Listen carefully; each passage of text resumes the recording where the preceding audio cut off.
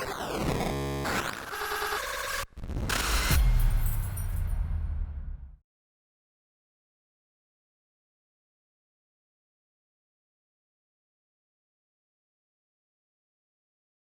I got this for like a quick dollar, $2 right here, and then I started reading the price action right here, right? And this is what I want to talk about is divergence here real quick. This is going to be really important. Whenever you get something on a very big momentum move like pins, right? So we have these where it's making these higher highs, but if you look at the volume is making new lower highs. So you can see where the volume is diminishing while the price action is still trying to move up. What that means is that there's not enough demand to go ahead and support the move anymore, and you should be able to start looking for an entry to go ahead and go short. So I actually called short up here against the 69, said that would be really nice. Started fading down, held support. A couple of people started asking like, "Hey, did I miss it?" I said, "Hey, if we bounce back up to a 68, that's going to be your entry."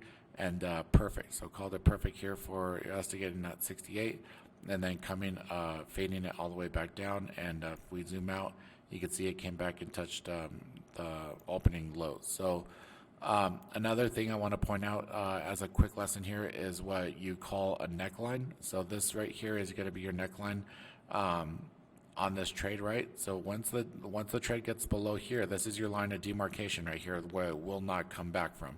So it'll have a very, very hard time trying to spike back above this level, because all these are bag holders now. All these people are stuck in here. So anytime you get any type of little spike up, you're going to get selling for all these people trying to go ahead and get out. So there's just too much overhead supply at this point in order for you to go ahead and create enough demand for it to go. And you can even see right here where on this candle right here, there was a lot of volume. It did try to break, but it just won't. So whenever you get a big move like that, point out your neckline here, and then once it moves below your neckline, then you know you're pretty much safe on your trade. Then at that point, okay. Over the past couple of weeks, I've been picking up some questions just about stuff that I don't quite 100% understand. And one of the things was, do you remember you were like telling us about necklines?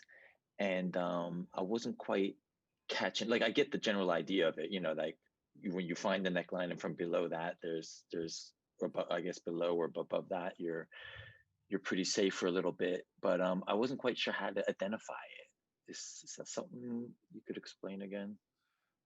I identify what? A neckline. What a neckline is. Neckline. Oh, Yeah. okay. So we're gonna need an example. Yeah, I know. I was looking through the old looms to try to find one day that you were going over, but I couldn't find it. Okay, cool. So this is the pins from that day that we're talking about, this neckline type play, right? The easiest way that you're going to be able to see this is like with the volume profile. So I know that I have to zoom out in order to be able to see it. I'll show that here in a second. But basically what you're looking at, so like when this, I'm going to take these off because I was explaining divergence with these. Um, um, where's the remote? There it is. All right, so you have a very strong move, right? So usually you have some type of parabolic move to the upside, or very strong trend, just like this here on pins, right? Now what happens here is whenever whenever it starts putting in this top right, so we explained the divergence when you're looking for that top right. So that's the first part where you're that you're looking at for that lack of volume for it to continue the direction to the upside, right? So that's your first indication that you're going to get that pullback. So the volume always um, is always going to tell you that story first. Then if you come down here, right, so you can see where this in this area, this was support, right? So let me get it. Oh, now it's fucking semis doing it, and oh my god, dude.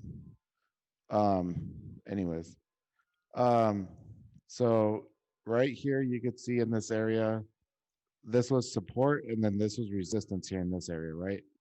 Can you see that? Yep. All right. So this is resistance, support, And then and if we were to scroll on like this, would you say that when you're looking at the chart like this, that that's probably a pretty significant area Yeah.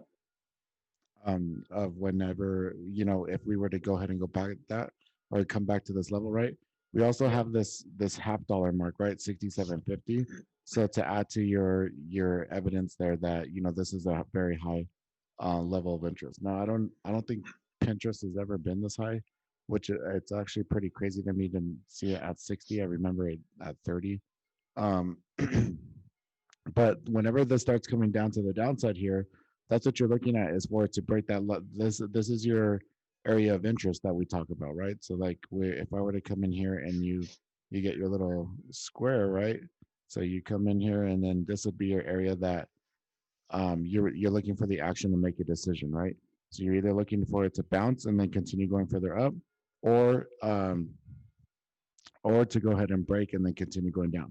Now, if it breaks this here, this is the area of interest of support and resistance, right? So then there's no more volume down here. You see how there's no more volume? There's no like right here where we could validate as an area of interest because of support and then resistance.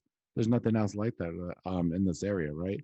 And we could validate that if we come in and we zoom out, that this is where your high volume node is in this area as well. Excuse me, that was rude.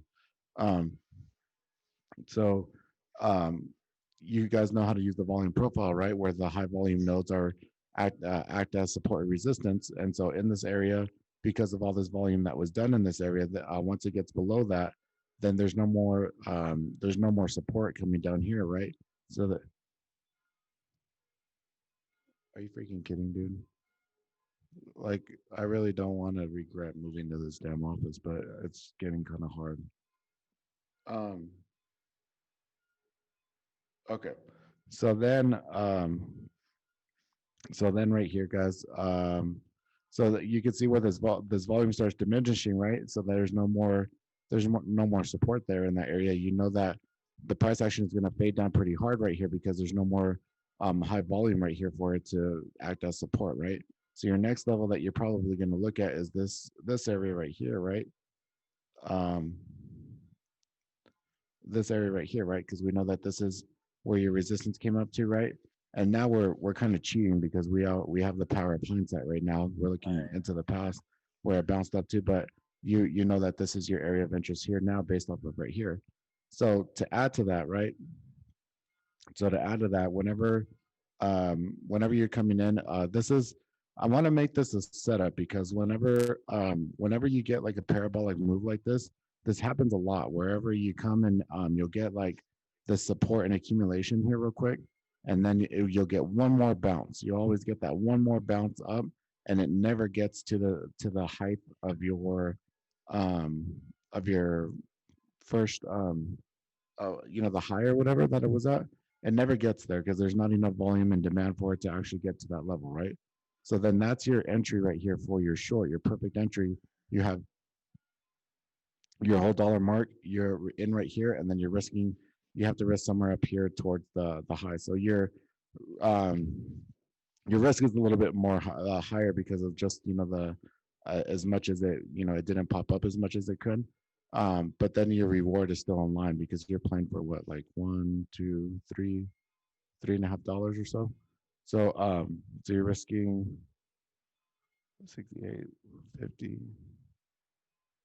You're risking $1 to make $3. Yeah, you're perfectly in line with the 1 to 3 risk to reward ratio, right? So oh, hey Ron, hey Darian. Um, so basically what you're looking at is you're looking to the left, right? So like I always say, when in doubt, zoom out, right? So you zoom out and you look at for your areas of interest right here. You start drawing your line where you can see where the price action respected twice, right? So you respected that right here as resistance, respected, then old resistance turns into new support. And then so you know that in this area is going to be where your area of interest is. And then it validates right here whenever you come to the right or to the right. Now once we start breaking below this level, dude, look at this candle. Like, you know what I mean? That's where the longs gave up right here. So that's where the long everyone was looking at right here for it to stay above, right? Once they gave that up, it was done. Like that was the fat lady singing right there. And then if you're looking for like your second chance entries and things like that, or your get outs if it starts moving too far up, then you're looking you're zooming out to try to find your places to the left again, where it would make sense for you to either get back in or get out if it bounces too far or what have you. So and it worked perfect Hey, Chris, can you do me a favor? Just review the point of entry one more time. right here. Yeah, please. That one. Okay, so a lot of this a lot of this has to do with watching the volume, like whenever this comes down to your point of interest that we're talking about, right? So the old resistance, new support, it held, right? You could see these wicks, right? You could see all of these wicks mean buyers down at the bottom, right? So you know that these buyers are sitting here at these wicks. That's what's pushing your price action up, right? So then what you want to do is whenever you see this demand where this is actually coming up really strong right here, there's the volume right here is pretty nice, right? um Now whenever this pumped up here again, right, these one, what would we say, like maybe one, two, three candles or something like that, where's that volume, right? If there was if there was enough interest and demand in here, it would match something around in these areas, right? And it didn't. You didn't get anything right here. No volume and no follow through for that breakup to keep on going up further.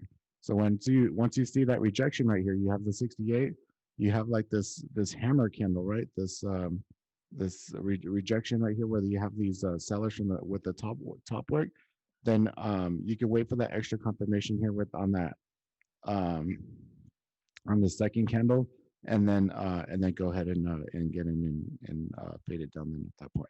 But basically, what you're looking for is just that volume right here, and this is a little bit more advanced, right? Usually, like on a compression play, what we're looking at, like you just see dots cross, get in, right?